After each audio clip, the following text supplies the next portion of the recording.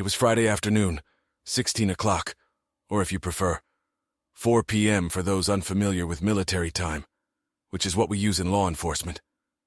Things are pretty quiet in any government agency at this time of day on Friday, and our office at the Mason County Sheriff's Department was no exception. The shift changed at 3 o'clock in the afternoon, and most of the employees who worked regular hours left early, taking some unused work time.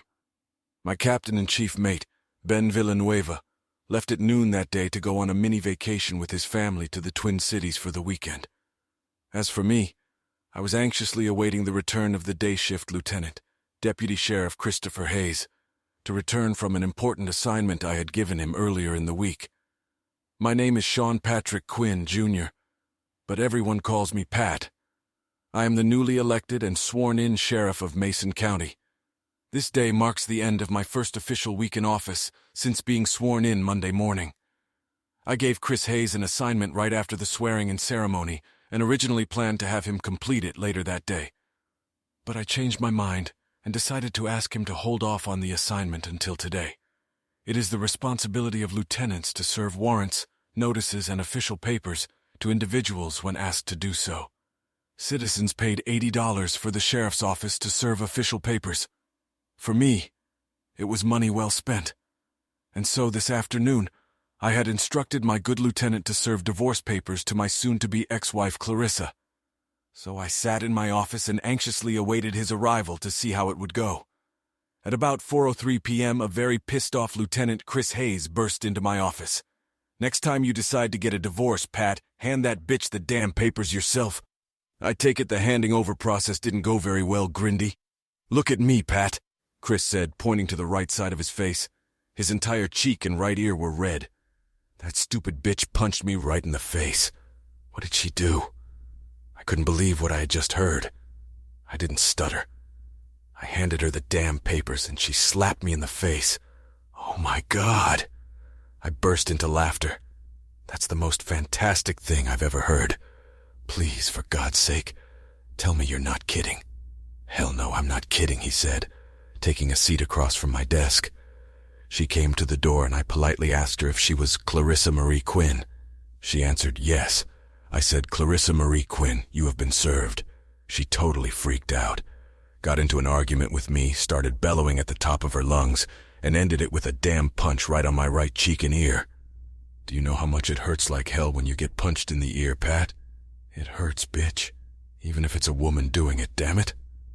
Sorry, I said, trying to keep from laughing. I'm not laughing at the fact that you got slapped. I'm laughing at that stupid fool who lost her temper like that. And then a final thought popped into my head. Oh God, please, for heaven's sake, tell me you were wearing your camera on your lapel when all this was going on. Please tell me you had the good sense to wear it when all this was going on. What? The camera on your lapel? Of course I was wearing it. How stupid are you? Oh, that's right, I get it. Now Chris understood. This summer and fall, I was essentially acting sheriff while my predecessor, William Bud Roberts, was the lame duck and absentee sheriff. So not only did I campaign to replace Bud as sheriff, but I also managed the day-to-day operations of the entire department. One of the best things I did was to use confiscated drug money to buy Wolfcam body-worn cameras for each sheriff's deputy. The cameras were attached to the shoulder lapels of the uniforms and provided 1080p high-definition video and crystal-clear audio that captured any events a deputy might encounter. The video was recorded via Bluetooth to an onboard DVR, which also recorded video and audio from the deputy's dashboard camera. Every department that implemented these cameras saw a significant decrease in the number of complaints filed by citizens trying to accuse us of harassment or excessive use of force. In fact, complaints were still filed, but were usually withdrawn as soon as the offenders or their families saw the video of the incident. The cameras were the size of half the palm of my hand. At first, my deputies had mixed feelings about the cameras. On the one hand, they felt like Big Brother was watching them. But by now, the videos have confirmed no less than 6 accounts by my assistants of various incidents about which there have been complaints from citizens. All 6 complaints were withdrawn when the parties and their attorneys, of course, were given an opportunity to review the videotape. I was absolutely thrilled as I couldn't wait to see the video. Hopefully it would give me all the evidence and momentum I needed to carry out my plans to divorce my cheating wife and dictate a divorce on my terms. Chris pulled the video out of his cruiser and uploaded it to my laptop. The video began with Chris casually walking to the steps leading up to the porch of my farmhouse. He rang the doorbell twice before Clarissa finally appeared. When she appeared, a shocked expression was clearly visible on her face when she saw the deputy sheriff at her door. "Yes, can I help you?" she asked. "Are you Clarissa Marie Quinn?" asked Chris. "Oh, come on, you know it's me. What's the matter?" "Ma'am, I'm Deputy Lieutenant Chris Hayes," he said, holding out a manila envelope to her. "Mrs. Quinn, you've been officially served." "What are you kidding me?" "No, ma'am. You've been served with a summons." "Oh my God, I can't believe it. I can't believe that brainless son of a bitch sent one of his damn deputies to do this." "Good afternoon, ma'am," Chris said, turned and walked back to his cruiser. "Hey, goddammit!" Clarissa continued, half shoving, half slapping Chris on the back. "I'm not done with you yet. Tell that bastard he better be home for dinner. I won't accept that. Tell him to get his ass home so we can talk this over. Ma'am, you need to calm down. I will not tolerate you touching me in an aggressive manner." Chris struggled to remain calm. "Or what? What the hell are you going to do? You're just a deputy sheriff. You're nobody. Ma'am, I'm warning you. You need to step back and calm down. Oh, now you're trying to tell me what to do? You're not telling me to do a damn thing. I'm still the sheriff's wife, asshole." She headed toward him, waving the envelope as if threatening to hit him with it. "Tell Patrick to be home by 6 o'clock.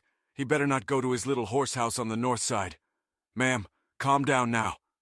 Chris reached forward and put a hand on her shoulder to stop her from approaching him. Instead of calming her down, this sent Clarissa into a full nuclear explosion. "Get your damn hands off me, asshole!" she screamed, batting his hand away. "Don't you ever touch me!" And then whack.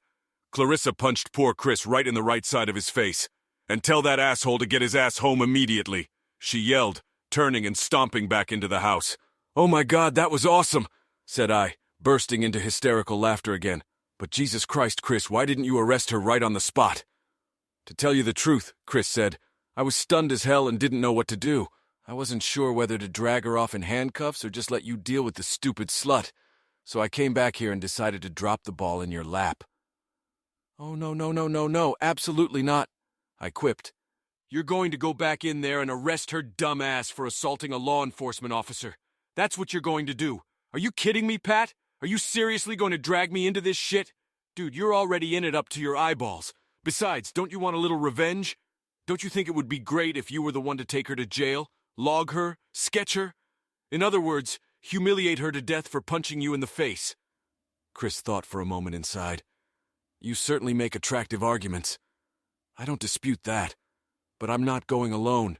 If she pisses me off any more than she already has, I'll shake the shit out of her and maybe electrocute her. I can't escape the thought that if I fry the wife of a sitting sheriff, it'll be a black mark on my shining law enforcement record. Pat, you do realize it'll probably be in the paper and everything, right? Don't worry about that. I'll handle it. And she can't stay here, you know. Our jail is full. She'll have to go to Choctaw County tonight, and that's a 2-hour van ride. Not our problem. She made her bed in more than one, and now she has to lie in it."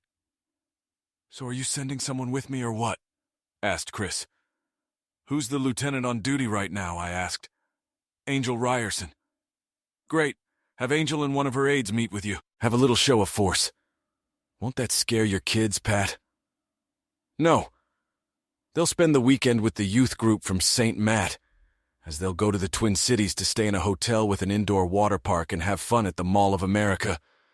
They'll probably spend most of the weekend at the pool or at Camp Snoopy. First, I thought they called it Nickelodeon, something like that now," Chris said, picking up his hat. "Yeah, I guess you're right.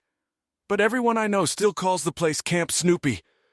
Okay, Pat, I think it's time to go arrest your stupid wife. Good luck. Call me when you're done." Next chapter. Needless to say, Clarissa's arrest didn't go well. At least not for Clarissa. She caused such a scandal that she nearly received an additional charge of resisting arrest. The videotape shows Lieutenant Angel Ryerson, a dynamo only 5'3" tall, literally plowing Clarissa onto our front porch, while another sheriff's deputy, Brad Lowe, handcuffed her and read Clarissa her rights. All the while, Clarissa was hysterically crying and yelling at Brad, Angel, and Chris, threatening to sue them for false arrest, excessive use of force, and anything else she could think of. But it was all caught on video in all its 1080p glory, and with perfect audio that caught every swear word, sneeze, and snort. Add to that the video of her being handed her papers, and there's not a single judge who would think the 3 sheriff's deputies had behaved exceptionally professionally the entire time. By 6:30 p.m., Clarissa was photographed, registered, fingerprinted, and admitted to the Mason County Jail. By 7 p.m., she was dressed in red and white striped jail clothes and the same red sneakers. She cried hysterically as she was led to a van that took her nearly 2 hours south to the Choctaw County Jail near the town of Cherokee Flats. The Choctaw County Jail has a capacity of 240 inmates, while our jail holds no more than 40 in a full house, meant that our jail was literally bursting at the seams. This was a situation that I, as sheriff, had to fix, and it was one of my top priorities. Since the magistrate judge doesn't work weekends except for emergency warrants, Clarissa would now have most of the next 72 hours to sit and think about what she had done. A brief phone call to my counterpart in Choctaw County, Sheriff Garrett Myers secured Clarissa a separate jail cell away from other inmates who might try to harm her while she was there. Sheriff Myers has also made sure that his correctional officers keep a close eye on Clarissa and keep her closely guarded. She will be taken to the jail under an alias so no one will know she is there or who she is. Chris Hayes sent me a picture of Clarissa on my smartphone. She was pathetic in every way imaginable. She was still a very beautiful woman in every way. But the photo was not a picture of a young, vibrant, or confident woman. It was a picture of a woman who had hit rock bottom and was now beginning to truly realize the consequences of her actions over the past 2+ years. Her eyes read the horror and fear of humanity, and her face had a look of hopelessness and destitution. In fact, her face reminded me of many of the pictures of the millions of women and men who have been imprisoned in thousands of prisons across our country throughout history. Clarissa had never worn the guise of a criminal a day in her life, but I couldn't help but notice how the registration photo instantly labeled her as a common con artist. Ironically, the photo in all its bleakness matched the image of the woman Clarissa had become since her affair with Bud Roberts began. It's funny how a simple photograph can remind us that the line between the cream of society and the scourge of society is thin indeed. I plan to spend most of the weekend with my new bride, Shannon Sullivan, and her amazing daughter, Bridget. After the incident with Clarissa's arrest, I had to stop by the station to feed the horses and take care of a few other little things. I didn't end up getting to Shannon's house until 7:30 p.m., about the same time Chris Hayes sent me Clarissa's picture.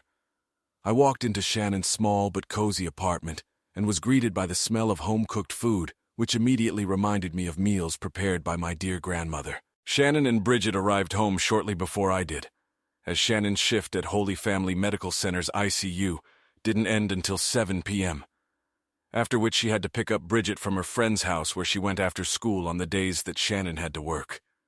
Patrick, Bridget yelled, running out of the kitchen. "Hi, Bridget," I said, hugging her tightly. "How are my 2 favorite girls in the world doing?" "Great. I've been looking forward to meeting you all day, Patrick. Would you like to see my bug collection?" "I'd love to, honey, but why are you collecting bugs in the middle of winter? Mom and I used to catch bugs last fall, silly. Her teacher had all the baby bugs on display and finally sent them home today," Shannon explained, pulling in for a kiss. Her voice softened to a sultry tone as she smiled and asked, "How are you, handsome?" "Much better already," I replied after a luscious kiss. "Bad day at work. I'll explain after dinner." "Okay," she said with a concerned look. Bridget spent the next 20 minutes telling me about her bug collection and how her day at school was going, right up until Shannon put a huge plate of meatballs and mashed potatoes on the table. I couldn't believe she could whip up such a delicious dish so quickly. It turned out that Shannon likes to make 5 or 6 full meals for the weekend and then put them in the freezer to take out and put in the oven to warm up later. I could only hope that the sheriff's office would run as efficiently as Shannon runs her household. It only confirmed that I had indeed picked a winner. After dinner, I helped Shannon and Bridget clear the table and washed most of the dishes, which was the least I could do after a great meal. We played a board game of Bonkers, which Bridget just loves. Then it was time for Bridget to go to bed, so I read her a story. Today it was The Lore Acts by Dr. Seuss. When Bridget went to bed, I met Shannon in the living room where she had changed into pajama pants and a Minnesota State t-shirt and was sipping juice. "No wine tonight?" I asked. "Not tonight, love. I have to work tomorrow, and I promised Mindy Sutherland I'd be there to pick her up by 6. Mom's coming early to pick up the baby and take her to the ranch for the day." "I see. I'm sure she'll have fun, but you won't say no to a glass." "I don't mind," I said, heading into the kitchen and pouring myself a large glass of Chardonnay. I'm not enough of a wine connoisseur to know what wine to drink and when to drink it, before, after a meal. But Shannon's peach Chardonnay was good. It had alcohol in it, and it would suffice for my simple palate. I sat down next to Shannon on the couch and let out a long sigh, finally letting go of all the stress of this day and my first week as sheriff. It was the sigh of someone who had a rough day. I thought things were going pretty well so far. "For the most part it has," I said, taking a long sip of wine. "This afternoon, however, things have changed a bit." "How so?" I looked into Shannon's beautiful eyes and said, "Chris Hayes handed Clarissa the papers this afternoon." Shannon tensed up and became very worried. "Oh my goodness, this is finally happening. Are you really getting a divorce?" She grabbed my left hand and I could feel her trembling. "This is really happening. We're really going to be together." Tears appeared in her eyes, one streaming down her right cheek. "Yes, we will, baby," I said, squeezing her hand tightly. "How did she take it?" I took a deep breath and closed my eyes. It was like a train wreck. "Like what? What happened?" "You wouldn't believe me if I told you. Sean Patrick Quinn. Don't do this to me. You can't start a story like that and not finish it." "It's not fair," she admonished. Okay. You're right." My lieutenant, Chris Hayes, who works the day shift, got the papers to hand in this afternoon. When he gave her the papers, Clarissa went absolutely ballistic, calling him names, cursing at him, basically everything you can think of. And then I paused for effect. She punched him right in the face. Shannon gasped in shock. "Oh my God, you've got to be kidding me." "No, I'm not kidding. You should have seen how upset Chris was when he got back. He was just out of his mind." "And what happened next?" "Well, if you want to know," I began. "Oh, don't tease me. Tell me what happened." I sent Chris back to the house with an evening shift lieutenant named Angel Ryerson and another sheriff's deputy named Brad Lowe. I ordered them to arrest Clarissa for assaulting a law enforcement officer. Another shocked sigh. "Oh my God, are you kidding me? What are you thinking? What do you mean?" "What am I thinking?" said I, somewhat dumbfounded. "Clarissa attacked one of my assistants. She's no different from anyone else. It was a completely unprovoked attack. I know, but technically she's still your wife. I mean, I know she's done a lot of terrible things to you, but arresting her?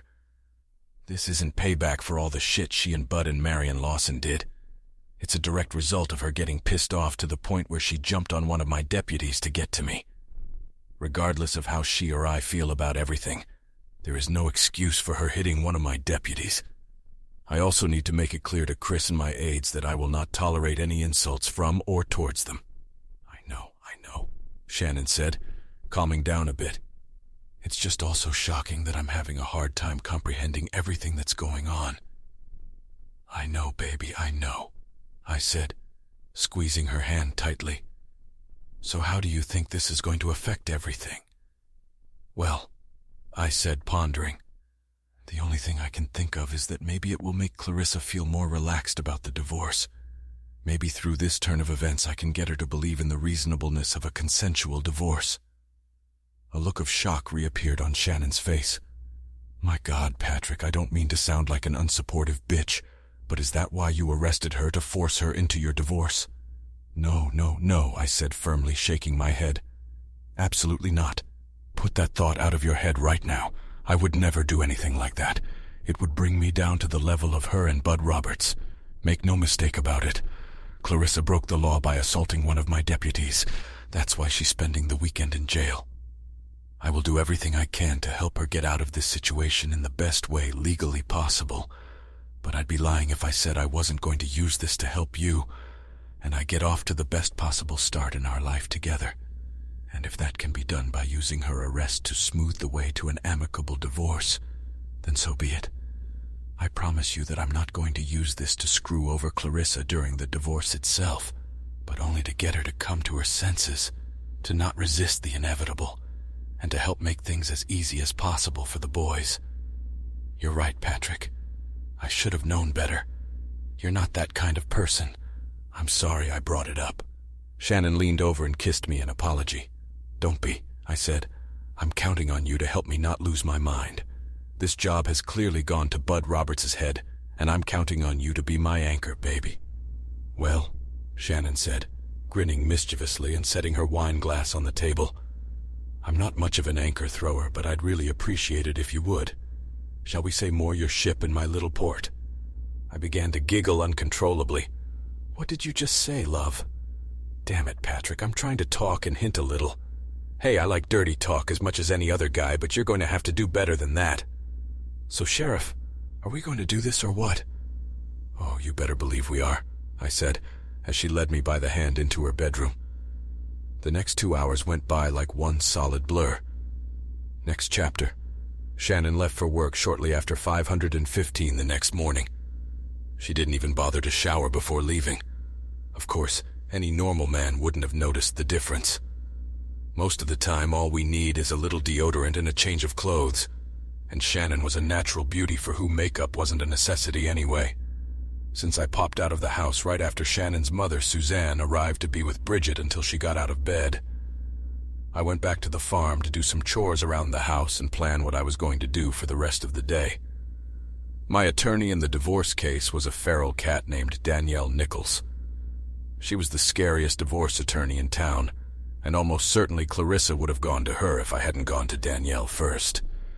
I know this because Clarissa called Danielle shortly after I had already hired her, since Clarissa wanted to have a lawyer ready in case she couldn't talk me out of my divorce. This all happened last fall before I had even served Clarissa with the papers. Danielle was in her office at Brown, Graham, Norris, Slater, and Nichols, even though the firm itself was closed for the weekend. I decided that given the events of the previous afternoon, I should call Danielle in advance. As you might expect, Danielle was frothing at the mouth discussing what she could do with Clarissa as part of the divorce proceedings after she had foolishly slapped one of my assistants. Looking into the eyes of Danielle Nichols as Squire was like looking into the eyes of Satan himself. I could only be glad she was on my side.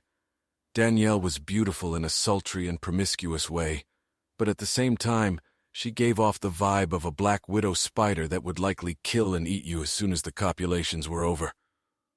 It was about 15 minutes into our consultation when my cell phone rang. It was a number I probably shouldn't have had in my phone, but which I had programmed nonetheless. The caller ID said, Caroline Bennett. Hi, Caroline, I said, answering the call. Patrick, thank God I was able to reach you. Could you tell me what's going on with Clarissa? She called me this morning and told me she was in jail in Cherokee Flats and that you were responsible for putting her there. Excuse me, I said to Danielle, covering the phone with both hands. I need to take a call. I'll be there in a few minutes. I'm really sorry. No, don't apologize, Danielle said. Feel free to stay here.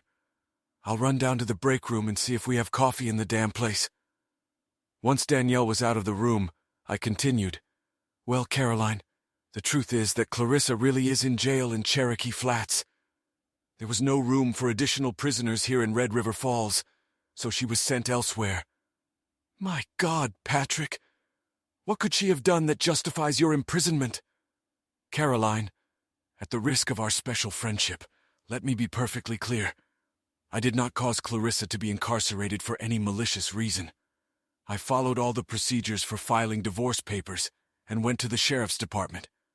I paid the appropriate fee and all that, just like any normal citizen would have done. I did this to avoid what I thought would be an unpleasant confrontation between Clarissa and me. Instead, Clarissa started an altercation with one of my aides during which she became aggressive, belligerent, and punched my aide in the face. No, Patrick. You are mistaken. Clarissa has a temper sometimes, maybe even a lot.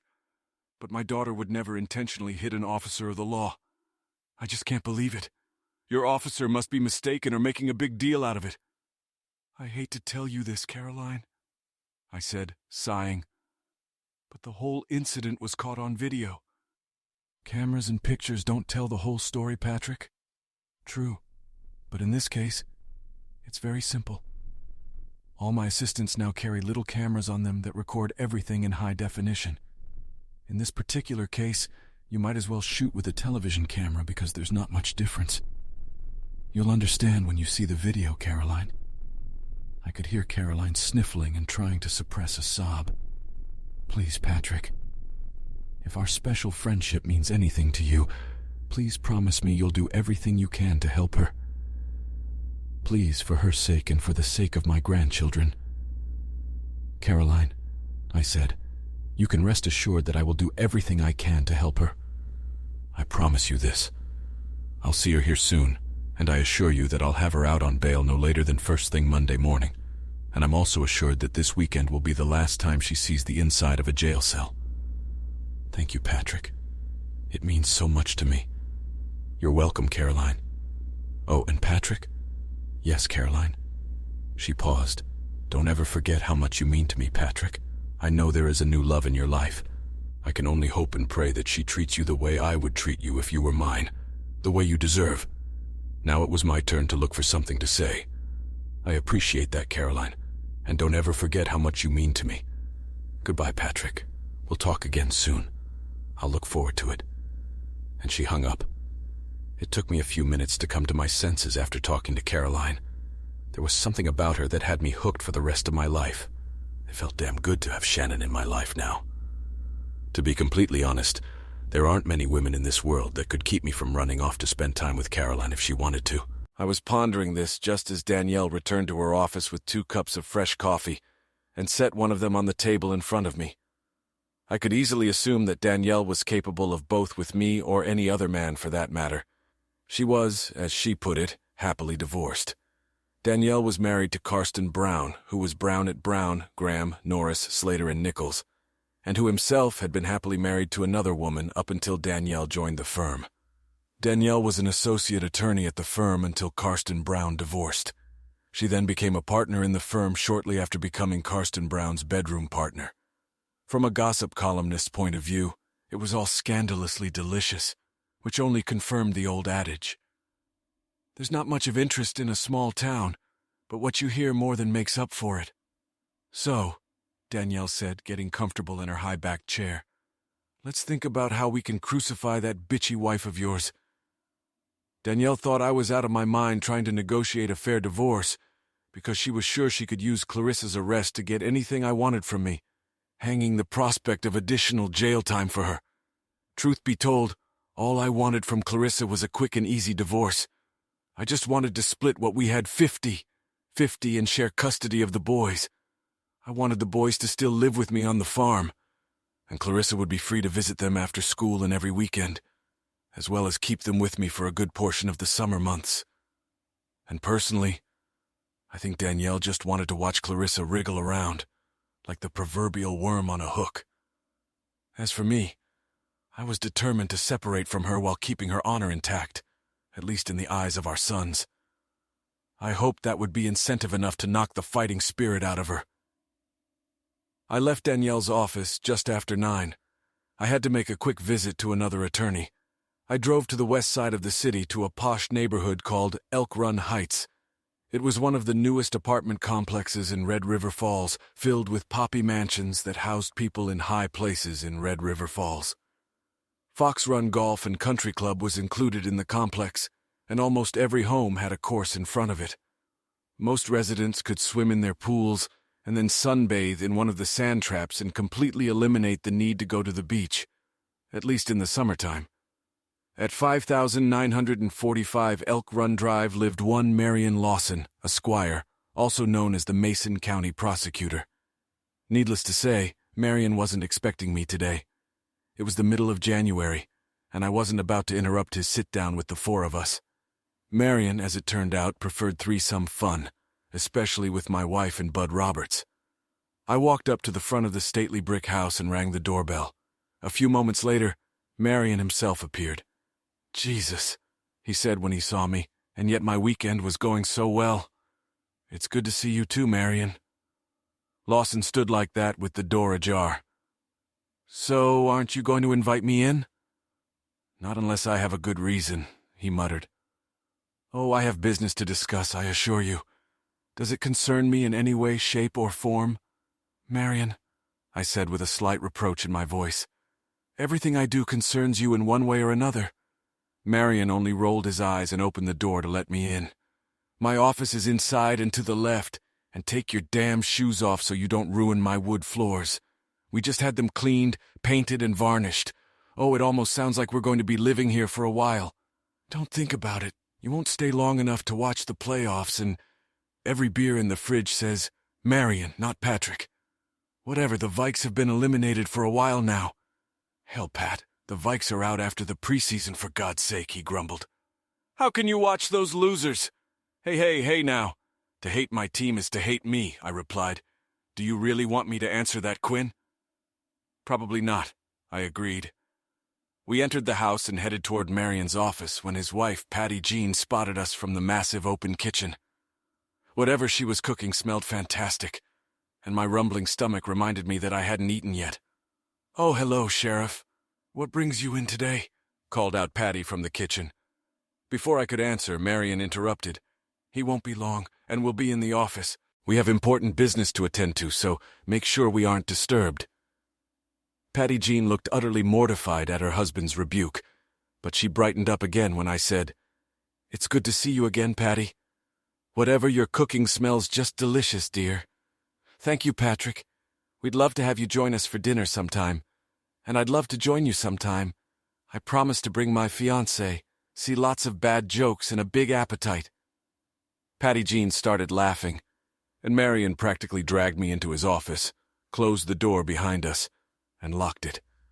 "By the way, you're not coming to dinner," he chided, settling me into a chair in front of his huge oak desk. "But Patty Jean just invited me, Marion. It would be rude to refuse her." Marion threw me a disgruntled look, settling into an equally bland chair. "Did you come here just to piss me off, Pat? Or did you really have something you wanted to talk to me about? Tell Patty she doesn't need to overreact. I'm a simple man with simple tastes. Damn it, Sheriff. Meatloaf, mashed potatoes, and gravy. Comfort food is always my favorite, especially in the winter. I bet Patty can do magic with that. I guess her cooking helps you keep your girlish figure, Marion." I'm warning you, Pat. My deputies arrested my wife last night. Lawson's jaw nearly dropped to the floor. "What? Are you kidding me?" "No, I'm not kidding.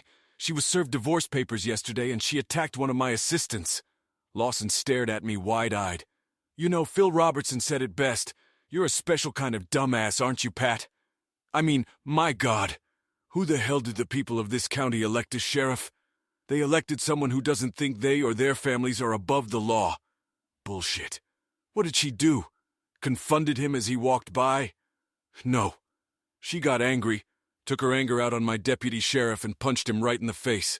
We have a videotape of it." What? I asked, confused. "Who was the sheriff's deputy who attended to her? Lieutenant Chris Hayes." "Oh, Jesus," Lawson said, making a sour face and shaking his head. "Figures. If that damn idiot isn't doing something right now that deserves a slap, then as the smart money says, it's only a matter of time. Probably get a slap right now from that tattoo junkie whore of his." I shifted in my chair, preparing to defend Chris and Tanya. I assure you, Lieutenant Hayes is not an idiot, and neither is his new wife. In fact, she probably has the highest IQ in Mason County, and the only thing she has on her record is a simple drug charge in Massachusetts. Are you kidding me? You let your goddamn deputy marry that bitch? I know for a fact she sells a shitload of pot out of her damn store on the north side of town. Fixing and selling computers and old records, you know, doesn't bring a shitload of revenue to the place. Actually, it does, Marion, I corrected. It's true that Tanya still fixes, upgrades, and sells computers and old records. But on my recommendation, she's also taken a few contracts in town, where she works as a network administrator and analyst for a number of companies. All of her clients rave about her work, She practically outshines all the other IT people in Red River Falls. I swear to God, Pat, if I find out you're covering up any illegal activity for her, I'll— You'll do what? I interrupted. Don't forget I know what kind of crap you have on your home computer, Marion, I reprimanded. Marion froze in place. After a few tense moments, he said, You didn't come here to talk about Hayes and his whore. What do you want, Pat? Like I said, my wife is in jail for assaulting Hayes. I want you not to press any charges until I tell you that. That's my prerogative, Pat. I'm the one who decides, not you. No, you don't. Need I remind you of your nasty little hobby? Damn it, Pat. Lawson moaned. You know, I'm the goddamn county prosecutor. At some point, you're going to have to drop that shit and let me do my job. I realize that. But not right now. Just refrain from pressing charges until I tell you. If anyone asks you about it, which they shouldn't, just tell them the investigation is ongoing, and you'll make a statement to the public when it's complete. How the hell are you going to make sure people don't find out about her? She was booked into the Choctaw County Jail under an alias. Garrett Myers is a friend of hers. He's keeping an eye on her. Myers, the sheriff of Choctaw County. Didn't that damn old fossil run over a dead body a few months ago?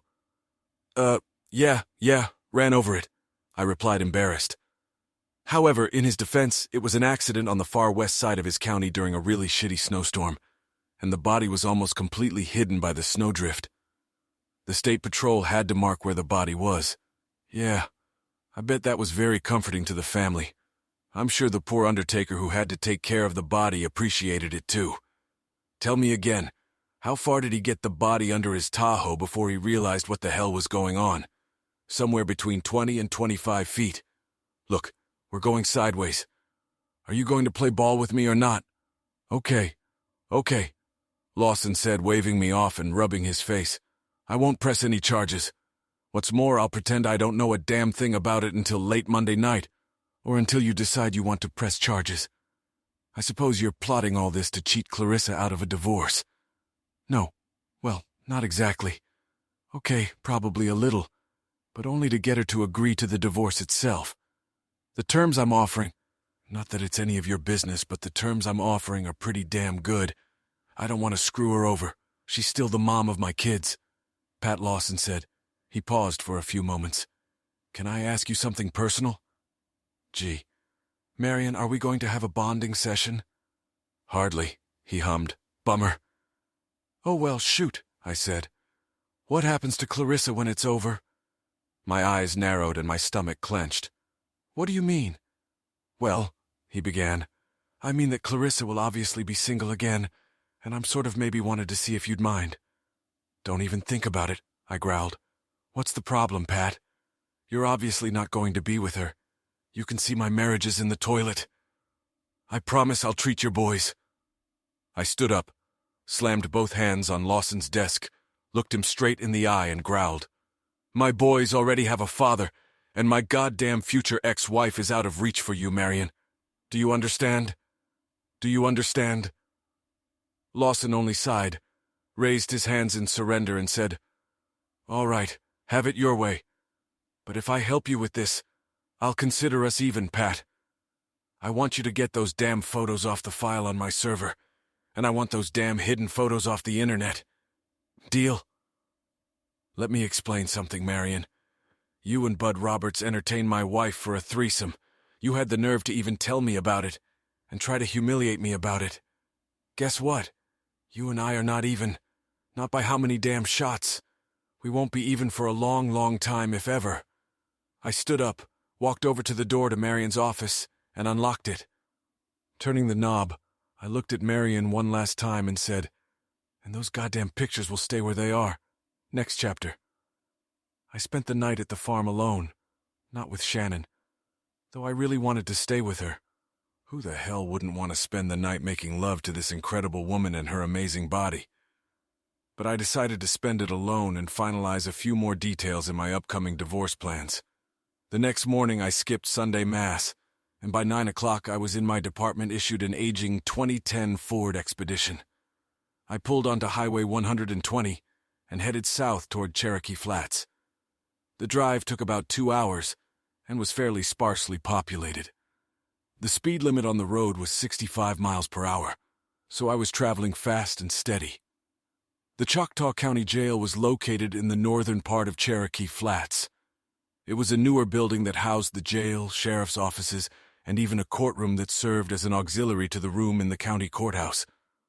The jail itself was quite impressive and much larger than the one in Mason County, which was located on top of the Mason County Courthouse. There was a rather large exercise yard enclosed in 3 separate rings of chain-link fencing, each ring surrounded by 3 rows of razor-sharp wire. Woe betide anyone who was foolish enough to try to climb over it, let alone those who were brave enough to do so at least 3 times.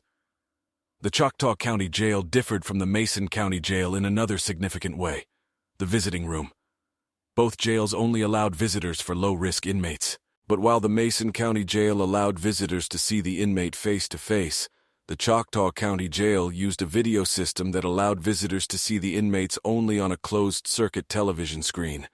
The visitors' room was located completely across the street from the jail itself, and visitors and inmates were never closer than 300 feet apart. However, if you're an active sheriff whose wife is incarcerated, and if you're friends with the sheriff whose jail you're visiting, an exception can be made. "Hey, Pat," Sheriff Garrett Myers greeted me in his office. He has been the sheriff of Choctaw County for almost 20 years. Garrett is about 60 years old, has a full head of perfectly styled silver hair, but is still in great shape for his age. "How's the first week on the job going?" "It's going pretty well, Garrett. At least it was until Friday." "I'm sure it is. I want you to know that we've been keeping a close eye on her the whole time she's been here. No one knows she's here. No one has looked for her or asked about her. She's only made 1 phone call, and I believe it was to her mother. Yes, I heard from her mother. She knows. If you follow me, Pat, we'll go right here. Although normal meetings are only by video, we have to allow attorneys to meet with their clients in private. That's why we have a secure room in this hallway where you will meet your wife." "Thank you, Garrett. I really appreciate it. Glad to have helped, Pat. And of course, stay here as long as you need to. Thanks again, Sheriff." I was led into a small 8x8 room with a small metal table and 2 metal stools that were securely fastened to the floor, ostensibly to keep the inmates from throwing them at their lawyers. There was no audio or video communication in the room to preserve attorney-client confidentiality. I also secured my personal firearm before entering the jail, and it was also checked and electronically searched. I was there for about 5 minutes before the door opened. I stood up as Clarissa was led into the room, wearing shackles that included handcuffs, ankle cuffs, and a chain that went around her waist and attached her arms to her body and connected to the ankle cuffs. This was done to make it difficult for inmates to attack correctional officers and also to make escape virtually impossible. A tall, athletically built African-American correctional officer led Clarissa to a stool on the edge of the table opposite to where I was sitting. As soon as she sat down, her ankle cuffs were fastened to a hook on the floor, and her handcuffs were fastened to a hook on the side of the table, further restricting her movements. Clarissa looked just awful, and that was putting it mildly. Her eyes were puffy and bloodshot, and it was obvious that she had been crying non-stop since she got here. Her hair was tangled in must, and she was clearly in need of a shower. She didn't look at me, struggling to hold back her tears. "How are you, Clarissa?" It was a stupid question, but the only one I could think of. "How do you think?" She answered in apparently audible whisper. "I understand how you feel." "No, you don't," she said, unable to hold back her tears any longer. "How can you understand? I don't understand. Asterisk. How could you do this to me, Patrick?" I leaned over and said, "I didn't do this to you, Clarissa. You're here because you attacked one of my deputies." "I'm sorry," she said, wailing and sobbing. "I only got upset because I thought he came to tell me something bad had happened to you. That's not true, Clarissa, and you know it. You know full well what the procedures are for an officer's fall. Hell, you've been through this before, remember? You knew damn well Chris Hayes wasn't there. I swear to God, Patrick, that's exactly what I thought. I don't care what your assistant told you." She sobbed, still unable to look directly at me. "No, Clarissa, you didn't. I have it all on video. How could you see anything? His car was parked in the driveway, Patrick. It's my word against his. Clarissa, a few months ago we bought the little cameras that sheriff's deputies wear on their uniforms, like walkie-talkies. The cameras saw and recorded everything that happened. Chris Hayes approached you, handed you the ID, and then you followed him to his car. You deliberately followed him, and were acting belligerent and provoking him the entire time. He put his hand out to prevent you from approaching him, at which point you proceeded to use your left hand and hit Chris on the right side of his face. I have it all on my phone. See? Say, I pulled out my smartphone that Garrett had let me take with me. I opened the video clip and started playing it. Clarissa refused to look at my phone at first, believing until the last second that there was no way this whole situation could have been caught on camera. But as soon as she heard the unmistakable and perfectly clear sound of her own voice, she immediately stopped crying and stared at the video, too shocked to say anything. When the video finished playing, Clarissa turned away from me again, only this time with shame. "Patrick, what's going to happen to me?" "Well," I said, tucking my phone back into my pocket, "it's up to you. Right now you're facing an assault charge, or rather assaulting a police officer. That would be an aggravated misdemeanor. Theoretically, you could face 2 to 5 years in prison." "Oh my God," she whispered. "Please tell me you'll help me, Patrick. I will help you, Clarissa. But you will also help me. What do you want me to do?" "I want you to sign the divorce papers. I want you to take them, sign them, and make this whole process as smooth and painless as possible for us, for Nick and Jake. Is that what this is about? You arrested me to get what you wanted in the divorce? You son of a bitch." She burst into tears again and sobbed, trying to pull herself together and control her breathing. "No, Clarissa. Make no mistake about it. That's not what got you imprisoned. You could have easily taken the papers and lost your cool when we spoke again. Instead, you decided to dive off the crazy board and went straight to jail. The attack on my assistant brought you here, not me. If you're right about anything, make sure you get that part right. Then how is helping me get a divorce going to help me? I'll help you get the charges reduced so you get off with only time served. Or if I'm very lucky, I can get Deputy Sheriff Hayes to drop the case altogether. But I'll only speak on your behalf if you agree to make our divorce as painless as possible. Will you agree to that, Clarissa?" She raised her eyes to the ceiling in despair. "What choice do I have? Easy. You can either help yourself or you can't. But I don't want a divorce, Patrick. How many times do I have to say it? I don't want a divorce. I don't want to splinter our family. I want our family to stay together. Clarissa, do you remember what we talked about before we got married?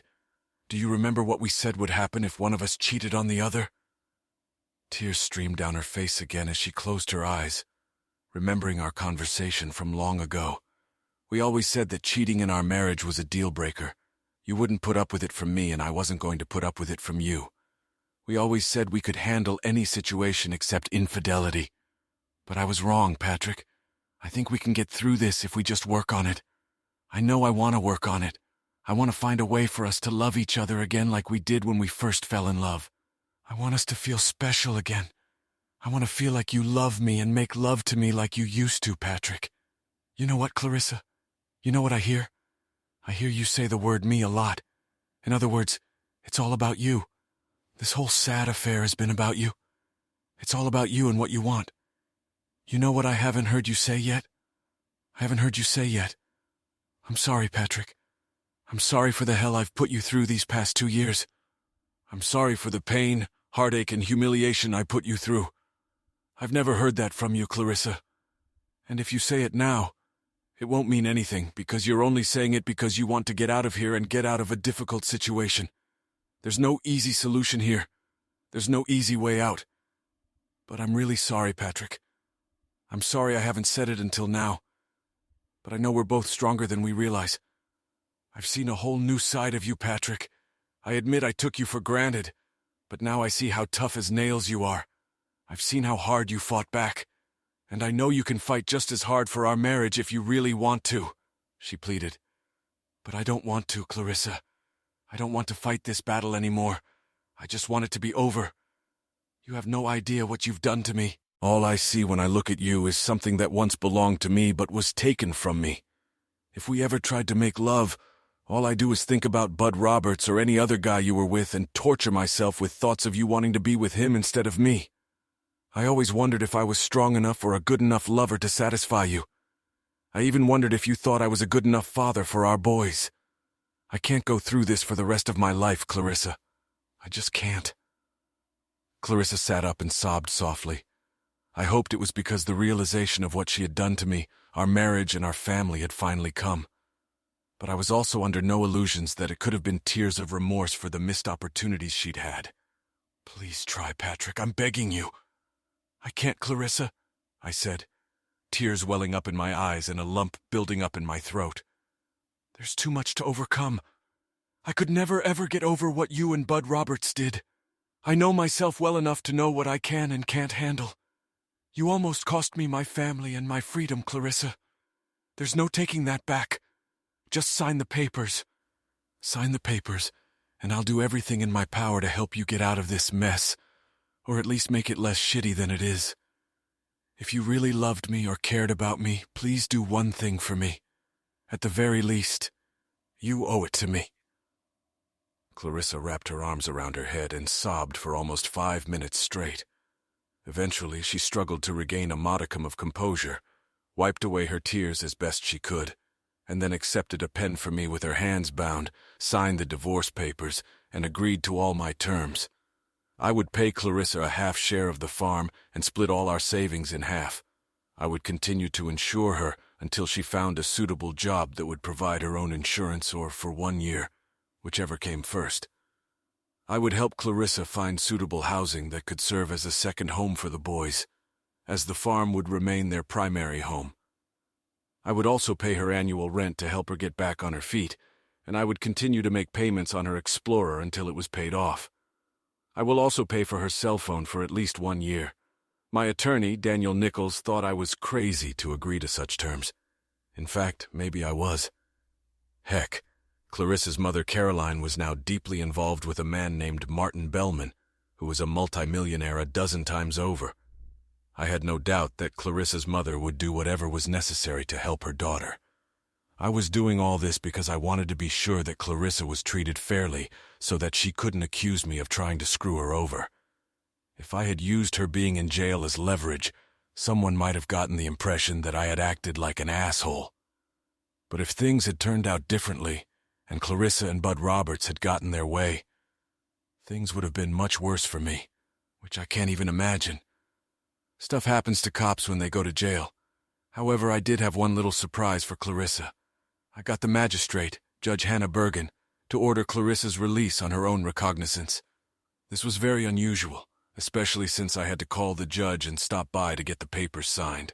Even though Clarissa was being held in the Choctaw County Jail, the case was filed in Mason County, so we were still under jurisdiction. I'm sure there will be those among the public who will raise 7 different shades of holy hell about this, but I didn't care. The upside was that it would make Clarissa happy. The minus, however, was that I would now be forced to make the 2-hour trip home with Clarissa. It took Sheriff Meyer's officers about 45 minutes to get Clarissa out of the Choctaw County Jail. Part of that time was spent giving Clarissa a chance to shower before being released. Even more time was spent signing paperwork and returning the few personal items she had. I grabbed a complete change of clothes for her, and by 1 p.m. we left Cherokee Flats and headed home. We drove in complete silence for almost an hour before either of us said anything. Finally, I couldn't stand it. "Are you hungry?" I asked. Clarissa just stared out the passenger window and shook her head. "Do you want to stop and get something to drink?" "I don't want a divorce, Patrick. I know I signed the papers, but I didn't mean to.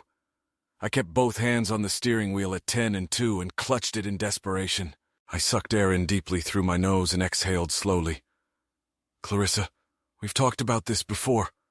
As far as I'm concerned, it's a done deal." She wasn't crying anymore, but tears were streaming down her face again. "Well, if this is your way of torturing me, Patrick, it's working. I couldn't take it anymore." I slammed on the brakes hard without locking them, pulled over to the side of the road, and slid the lever into park. "Torturing you, Clarissa? What about me, huh? How about torturing me? Is that what you think, Patrick, that living with me will be like torture? Torture? Jesus, woman, you're just stupid. I'm not talking about spending the rest of my life with you. I'm talking about all the shit that could have happened to me if your little venture with Bud Roberts had succeeded. But it didn't, Patrick, okay? The whole thing failed because of that. Maybe it happened for a reason. Maybe we were supposed to stay together. At least you have to learn to move on. I can't, damn it. For God's sake, Patrick, why the hell not? Why can't we at least try to move on with our lives together? Why is divorce the only option? I turned away from her. She was so oblivious to her deviousness and utter insanity that she was now physically and emotionally pushing me away. I sat like that for a few moments, seeing in my peripheral vision her looking at me pleadingly. I did my best to look away. It took everything I could not to break down, to find a way to keep my cool, and fight the urge to smash Clarissa's head into the dashboard again and again and again and again, until there was nothing left of her but her neck and a bloody stump in place of her blunt, fat melon. And then I thought of Shannon, and a familiar serene wave of calm spilled over my body, and I found my center and true purpose in life again. I closed my eyes and thought of her, and imagined the feel of her body, the feminine power of her embrace, the taste of her lips, and the smell of her soaps, lotions, and perfumes. It was then that I calmed down enough to say to Clarissa what I'd been trying to find the strength to say to her all along. I can't, Clarissa. I have no way to move on with my life. To do that, Clarissa, I'm going to have to go back to being the old me, the one who trusted you and loved you enough to have no doubt that you would ever cheat on me, the one who never wondered if you loved me back. What you did to me, Clarissa, absolutely changed me on a molecular level, if that's even possible. Your betrayal and the plans you shared with Bud Roberts to completely crush and destroy me have turned me into someone I never thought I could become. And it's both amazing and tragic at the same time. To save myself, I had to learn to think as evil as you and Bud. To save myself, I had to learn to plot, conspire, beg, borrow, and steal to get what I needed to stay out of jail. I broke the laws I swore to uphold just to serve what I thought was a greater purpose. I tore the threads of the law to keep the veil of justice intact and to keep the unsuspecting public safe from dangerous people who might otherwise be free to roam the streets and countryside because of what you and Bud Roberts tried to do to me. I have become what I despise: conniving, manipulative, conniving, mean-spirited, and other adjectives and superlative words you can think of to describe me. But I never did any of those things for myself. I did them for my boys. I did them for the community at large. I've done them for you. And even for Bud Roberts and Marion Lawson. I don't have blood on my hands, Clarissa, but I got a hell of a lot of dirt on them now. I'm not the Dudley Dorite I used to be. But the silver lining, Clarissa, is that thanks to your and Bud's actions, I survived. I can honestly say there is nothing I wouldn't do to protect my family, friends, and the people of Mason County from harm. I have faced death because of my commitment to this cause, and I have come back to tell it, both literally and figuratively. I put it in reverse gear, honked, put the big SUV on the highway, and headed back toward Red River Falls. So yes, Clarissa, you're right, I'm tough as nails. Fighting for your life, whether it's from death itself or from an existence worse than death in prison, will do that to you. So I won't thank you for ruining our family. But in a way, I am thanking you for making me a stronger person. Because I can honestly say that I would never have been ready to be sheriff if it wasn't for you. At this point, I stopped talking, and the rest of the trip might soon be ex-wife, and I drove in silence. It was literally a journey into the future for Clarissa. For now, she had to decide what her future would be. Only she could set the direction. The only thing I knew was that her future would not include me, at least not as her husband. When we got home, Clarissa, without saying a word, went upstairs and got into bed. She slept for several hours, probably from pure exhaustion after the weekend spent in jail.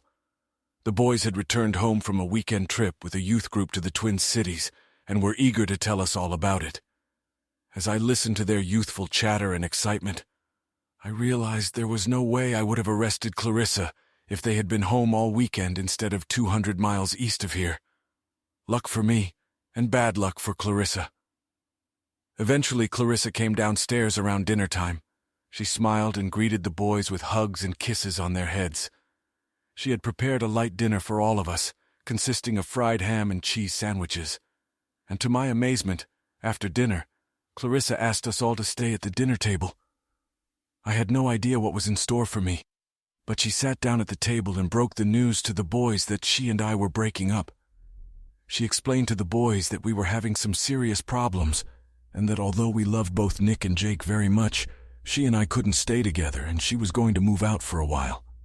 Clarissa even said that it was her decision and asked Nick and Jake not to be angry with me as it wasn't my fault. She was a little sneaky, though, saying she wasn't sure how long we'd have to be apart, just long enough for her and me to work out some differences. I'm sure she didn't take too long to give the boys time to adjust to the fact that we weren't together, and I was grateful to her for that.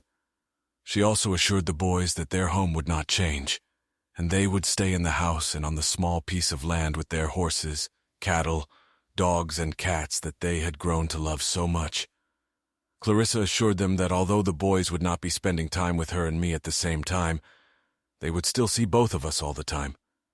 She even asked them to help me whenever possible, and also asked them to help her find a suitable place to live in Red River Falls, so they could spend time there after school, and then return home to the farm each evening. To their credit, the boys were saddened, but took the news much better than I expected. Of course, it was not without tears, but none of them broke down completely or became hysterical.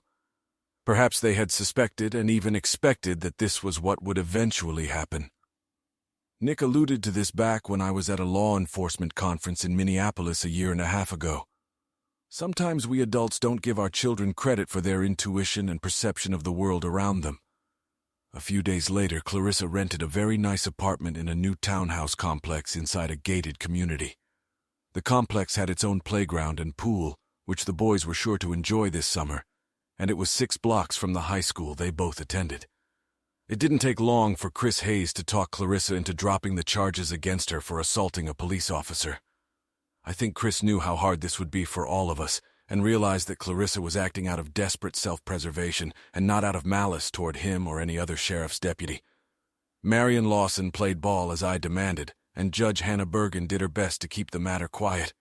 If we ever had an audit for any reason, people remembered that something happened, but there was no paperwork or reports to clarify what.